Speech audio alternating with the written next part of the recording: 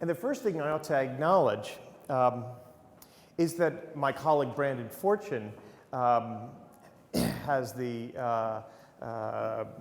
is the one to be credited for actually discovering Rebecca Westcott's work. Brandon is the lead curator of our Outwin Bootcheever portrait competition, a national competition that happens once every 3 years here at the Portrait Gallery. And when we had this first competition back in 2006, in the years leading up to this first competition, Brandon was visiting a number of art schools and communities around the country, getting the word out about this national portrait competition that was going to happen once every 3 years. And in her travels to Philadelphia, she met Becky Westcott, who at the time was a 28-year-old painter living in Philadelphia. And Brandon was immediately struck by this work, some of which you see here, and we'll see more of it across the hall, because there was a sort of originality to it, that this seemed to be different than so much portraiture that we had encountered in her travels and that we had encountered collectively from the curatorial committee. What is very sad, though, is that only several months later, Rebecca Westcott was killed. Tragically, an automobile accident along I-95 outside of Hartford. She was struck by an automobile and killed. So we were never able to feature her work in one of the portrait competitions, but after several years, we decided we would go back to Rebecca's husband, Jim Hauser, whose portrait you'll see outside, and invite Jim to allow us the opportunity to showcase some of her work. And Jim graciously accepted our invitation, and so we're glad to have Rebecca's work here. A little bit about Rebecca. Rebecca was originally from New Hampshire. She did her undergraduate work at the Rhode Island School of Design in Providence, and there met her husband, Jim Hauser. They, after graduation, moved to Philadelphia, where Rebecca and Jim both became part of an artist collective known as the Space 1026 Group, a group of sort of progressive, youthful artists working in South Philadelphia. And Rebecca was, of the artists in this group, was the one who was particularly interested in portraiture, which might seem in many respects as a very sort of traditional artistic genre, seeing as it is a subject matter that goes back, literally millennium. But she was bringing something fresh and new that was very much a product of the community, this Space 1026 collective that she was a part of. That she was bringing a kind of, the influence of kind of street art and kind of youth culture and the kind of music that she was a kind of a part of, and she was instilling it in the pictures themselves. Let me tell you a little bit about the process that she would make, she would use to make these portraits. She typically, one of the things you'll notice here, there are no frames here. And that you're probably curious as to what the material actually that she's painting on, because it seems slightly distressed. Well, this was very deliberate on her part. Rebecca had a long-standing interest in things that were homemade, old signs, things from the 19th century that had weathered and aged over time. And in creating these portraits, she was very interested in giving her work that kind of look, and that she didn't want to frame them up as might typically have been done. she wanted to strip everything down. As she said, you know, I tend to think of each painting I do as a kind of advertisement, not in a flashing or modern sense of the word, but as a way to pare down the essentials, to capture only the most important aspects of that person. So these paintings are all done on sort of distressed foam board. So after preparing the foam board, she would typically give it a kind of rough, sort of textured feel by layering paper on it.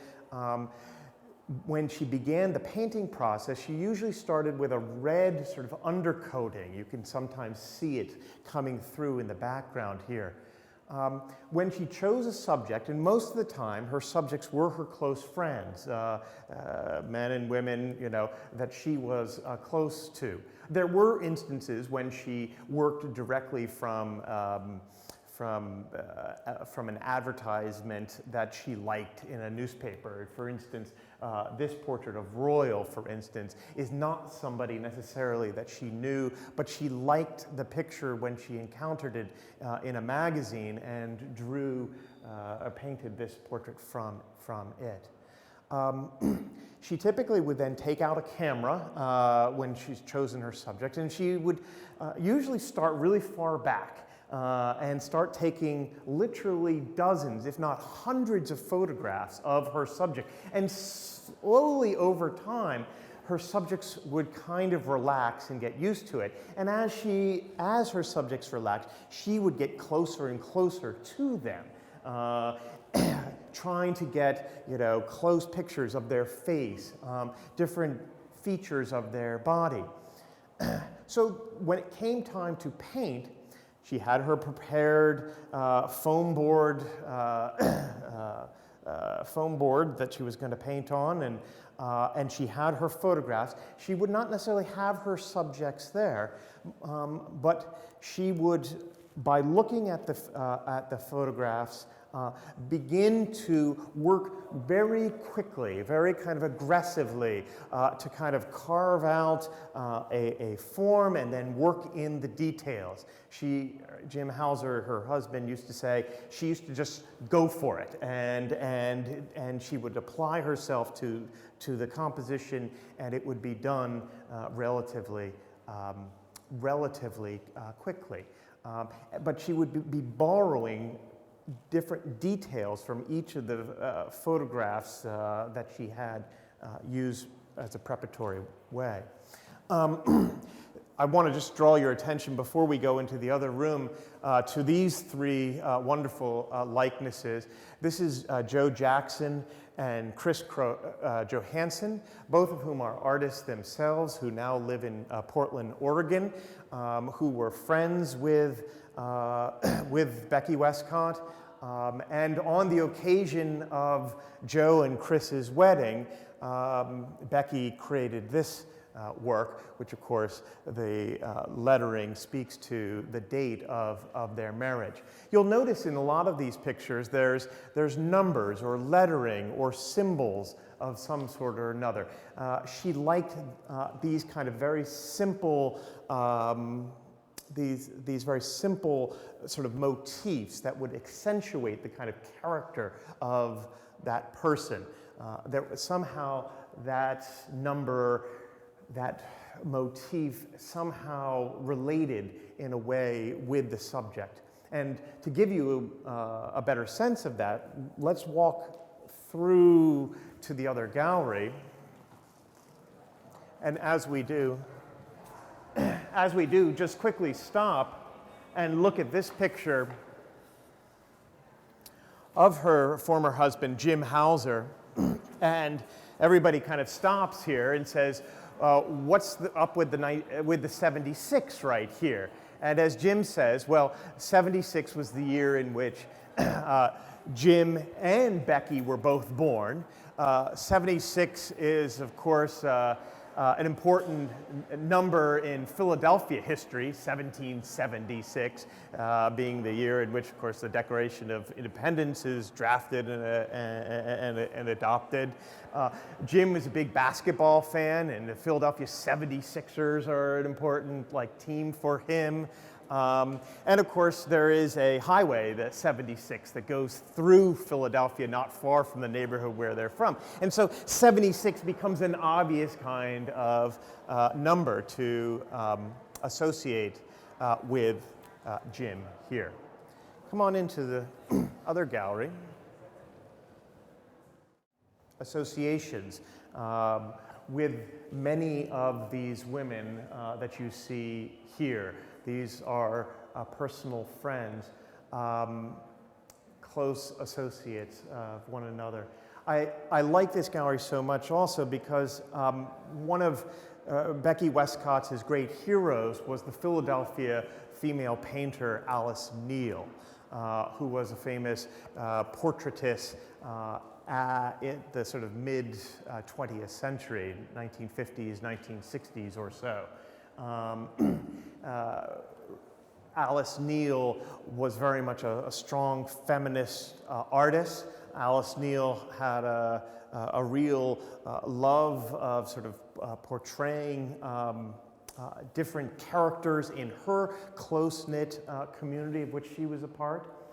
And so I think that these pictures are very much channeling Alice Neel's work. I think that in fact, both in the compositions and in the color palette, there's a lot of sort of influence from Neel. And again, you see the same kind of different motifs. Sometimes it's just graphic motifs, these sort of semi-abstract flower-like designs. An M that stands for Melissa, another M that stands for Maggie, Cy in front of one of her favorite flowering plants. And so each one of these kind of motifs becomes part of the larger sort of character that she is depicting here. Rebecca Westcott in 2004 was one of the one of the youngest artists ever to be awarded a Pew Charitable Fellowship, a very distinguished fellowship for American artists. She was at really the beginning of a terribly exciting career. She had her first exhibition. She was represented by a Philadelphia gallery named the Spectre Gallery. This exhibition had gotten really very favorable reviews. And so it's very kind of bittersweet to show her work here. By including it in this exhibition, we are certainly honoring her achievement, but we are also, I think, recalling with certain sadness her tragic loss at such a young age. But as I say, one of the great things about being a curator is the opportunity to showcase the work of artists of this particular moment, and this is what we're trying to do with this series. I would be happy to answer any questions that you have about Rebecca's, things that I might have missed, before we go off to our next speaker, Brandon Fortune, who's going to talk about Rose Franson's work. Are there any questions that I can try to answer? Okay, then without further ado.